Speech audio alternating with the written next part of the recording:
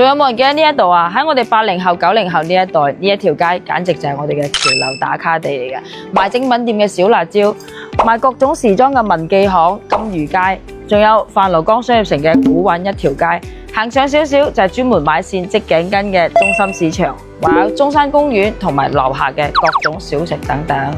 而身處喺呢一度樓上嘅范蘆江花園，當年更加係因為居住嘅舒適度同埋學區嘅原因，一房難求。時至今日，當我哋呢一代人慢慢開始轉移到新區，呢一度騰空出現嘅2棟電梯樓，亦都由上萬嘅價格進入咗現在清貨嘅階段，7字頭。選址喺呢一度，到底係對舊區嘅情懷，定係對學區嘅執着呢？一齊跟我上去睇下呢2棟樓到底係點樣嘅。咁現在上到嚟啦，一共咧就係2梯5戶嘅設計啦。呢一邊嘅話咧就係2個3房，呢一邊咧就係1個3房、1個4房同埋1個1房。咁呢個90方咧，老實講，我唔係話十分建議大家，因為好明顯就睇到佢除咗入到去嘅話係2房之外咧，因為佢呢一邊嘅話咧就係一個書房嘅位置係直對門口啦，同埋呢一個飯廳嘅空間咧唔係話十分之好，呢個我唔係好推薦嘅。咁而呢邊呢個68方咧嘅1房1廳咧，如果你單純係為咗學位然後買嚟出租嘅話咧，咁呢隻你就可以直接選擇噶啦，因為你可以睇到客廳飯廳個空間係好闊嘅，咁但係佢就係入邊就得1個房間，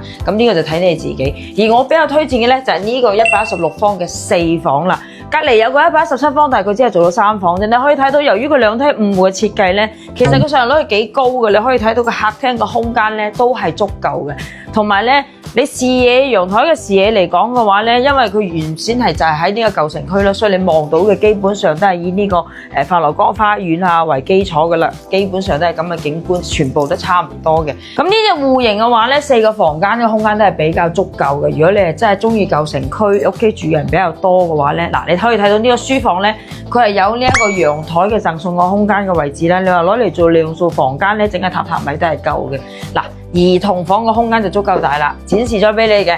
1.5米床，再加上衣櫃書台咧都係冇問題嘅。呢個116方啊，後邊嘅話咧仲有2個房間，你睇下呢個亦都可以放到標準嘅1.5米床啦。呢度亦都係有一個衣櫃嘅空間位係預留咗，但係主人房咧相對嚟講就會細少少，因為佢同隔離嗰間房差唔多大，但係佢就放到1.8米床，可以做到衣櫃。飄窗都係有嘅，同埋咧佢呢一個衞生間嘅空間咧就隔斷咗，我哋江門人唔中意話對住床嘅話咧，呢個就好好規避咗啦。咁而另一邊呢邊嘅話咧就係2個3房，一個就係117方嘅大3房，一個咧就係92方嘅3房。咁我推薦嘅話，肯定就係92方呢邊會比較多啲啦，因為你可以入到嚟睇到。嗱，飯廳咧。呢個係冇咁大嘅，因為佢交標嘅時候咧，呢度咧肯定係埲牆嚟嘅。咁呢個就你自己可以根據好似樣板房咁樣改造一下，但係客廳嘅空間咧都係足夠大，因為畢竟92方做3房2衛嘛。景觀嘅話都係一樣噶啦，所有我睇過5個戶型望出嘅景觀嘅話咧，都係俾舊樓包圍住，呢個係冇辦法嘅。你舊城區嘅話都係咁噶啦。但係房間咧，佢真係有個優點就係佢房間都係夠大。你睇下呢個兒童房，佢個展示係做咗一個1.2米床，你睇下呢個闊度足夠你放標準1.5米床，做埋衣櫃空間都係夠嘅。咁而呢一邊咧就係呢個屬於係贈送嘅露台空間啦，同樣嘅都可以放到嗱，佢個櫃嘅位其實就已經可以做到1.5米床噶啦，只不過佢展示1.2米床咧，你會顯得個空間會更大啲，但係1.5米床冇問題。咁主人房嘅話咧就即係中規中矩吧，都可以放到標準嘅1.8米床，又帶埋呢一個衞生間。就92方可以做到3房2衛，呢個空間面積咧其實係 OK 嘅，只要你忽略咗你出邊嘅景觀視野，重點關注嘅就係個學區同埋佢係舊城區呢個中心嘅位置。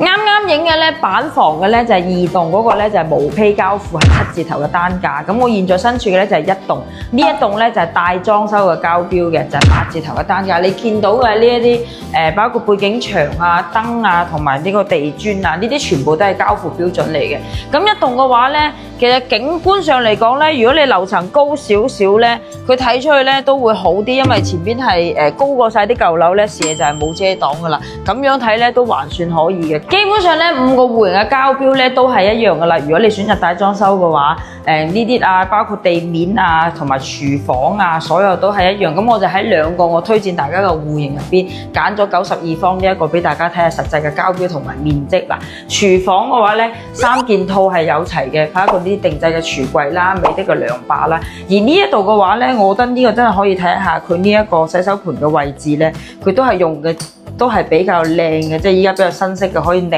啊，同埋有呢個淨水器位都係預留咗嘅。咁房間嘅話咧就係木地板。嗱，92個方客房做到呢個空間咧，由於佢2梯5戶，佢嘅實用其實真係好高嘅，所以好多人都話佢係3.5嘅產品啦。咁佢有啲唔同嘅就係對比現在你新見到嘅4.0嘅交標咧，佢個門框到頂啊呢啲佢係冇嘅。但係咧你該有嘅佢都有齊啦，包括呢啲浴霸、9木嘅花灑啊，同埋呢啲咁嘅一體化嘅鏡櫃啊，全部都係有齊嘅啦。咁而呢2間房嘅空間咧，包括呢一個